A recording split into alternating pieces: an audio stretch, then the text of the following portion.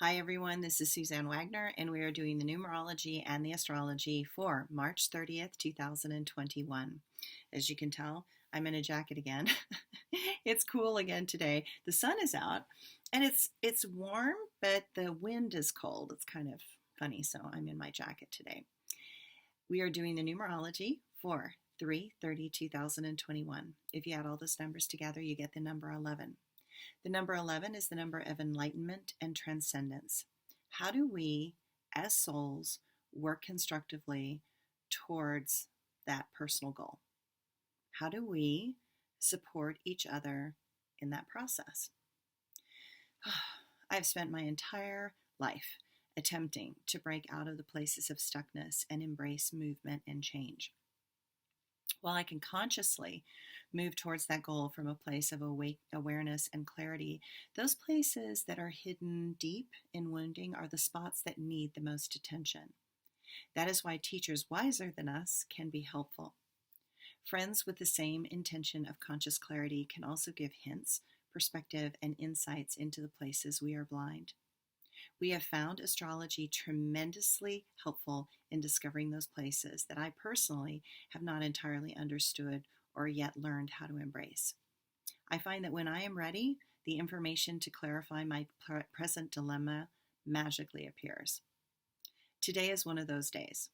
Watch for that one piece of information that arises that is targeted towards our understanding and expansion. Sometimes those pieces of insight are to show us how far we've come. Sometimes they are to show us what we missed. I know that if patterns keep repeating, then it could still be some critical piece of information that I have missed. The universe will not let us go forward if we do not yet have all the tools necessary to play successfully on this game's next higher level. The astrology today. Presently, the moon moves from bringing balance in Libra to taking us deeper into those most hidden places within our soul as this moon moves into Scorpio. If you needed a bit more determination to keep going, this aspect gives the passion it takes to go forward, go towards those things that we keep from ourselves. The game on this planet is to know thyself. The moon and Saturn are squaring off. You can expect some to feel obstinate and want to push back against all things that appear in the way. Venus will sextile to Saturn, and while one wants compromise and discussion, the other wants actions that hold meaning and that will stand the test of time. There is excellent value in ideas that have longevity. Today, there is value in things that create security and that show great loyalty. We want to stabilize and boost those things that might seem ordinary, but that are actually essential building blocks for family and societies. We want more of what we can touch and feel. We are in a cycle that needs to operate more carefully when it comes to spending money. We are being asked not to make choices that are based on whims and idealization of beliefs. My quote for today. The more we look past the facades of what certain religions profess and more into the actions that they express, the more clarity we will discover. Okay, so we are going to do a blog today that is the astrology for April of 2021. And I just want to say that I will do this also as a separate video also. So you're going to see it twice. It's just this one's in my blog, and I just happen to be a little bit ahead of things in the energy field. So this month, Saturn has the desire to bring us back to reality. This planet's depth and density will keep pounding away at those things we carry that are not supporting us in living in a stable and practical way. Saturn loves to manifest things that seem impossible. It is this solid Saturnian energy that built the seven wonders of the world. While ideas inspire, Saturn takes that idea and figures out how to make that happen. Saturn will trine the North Node in Gemini this month. The ideas manifesting are not just about practicality, but about what our soul came here to learn. On Earth Day this month, Mercury and Venus will inspire new and great things as it connects with the progressive planet Uranus. This is a perfect moment to help this planet and this world. A tide begins to turn in April, one that signals that humanity might finally be shifting. It is a time for humankind to care more about this world than themselves. Let's see if we can make it last as a cycle for centuries. On April 6th, we begin a third-part cycle of Jupiter and Chiron semi-squaring. This manifests a desire to understand and find the more profound meaning within the apparent dysfunctions that are being observed. There will be 2 more rounds of this, one in August and one in November. So, the phrase I said earlier, know thyself, is definitely the theme for April. Beliefs that align on the deepest core levels will reveal themselves to be true. Those that do not make the grade will also be shown in their falseness and may throw us into a spiritual crisis.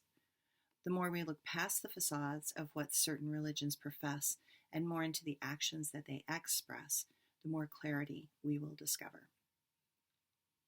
We are moving into a phase where blind faith that serves no greater purpose is exposed for not being in alignment with God or the highest values that humanity can bring forth. Such things are not a religion, they are a cult. The difference between true religion and a cult is the former serves for the greater good of all life. The latter serves only the leader and his or her ego's need to enroll everyone into that distortion field that they want to create as a reality. On April 9th, Saturn and the North Node decide together to invest in the human psyche's growth and development. This pattern is all about developing those things that give a unified message that creates opportunities and allows humanity to move out of the crushing mentality that we've been in.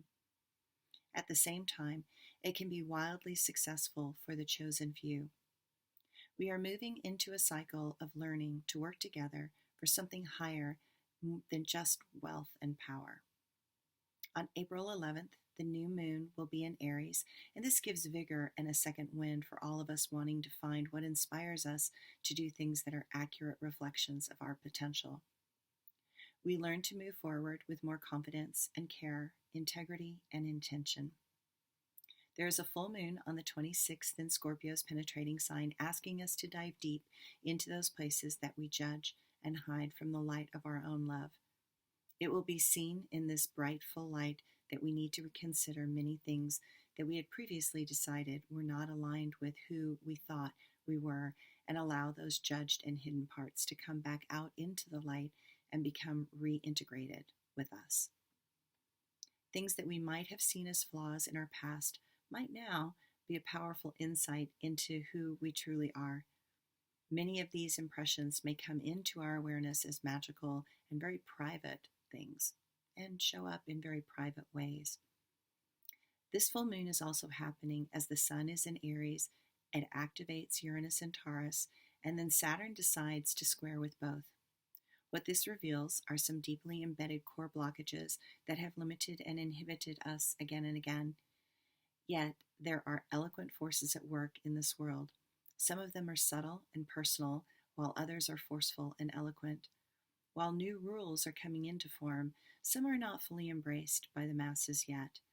So it is time to notice those elusive and dynamic patterns as they implement into this reality. On April 27th, the small but explosive planet Pluto comes out in full force as it reveals things that we might have been feeling stirring below the surface. This is the moment that Pluto turns retrograde, and he does so in a grand fashion.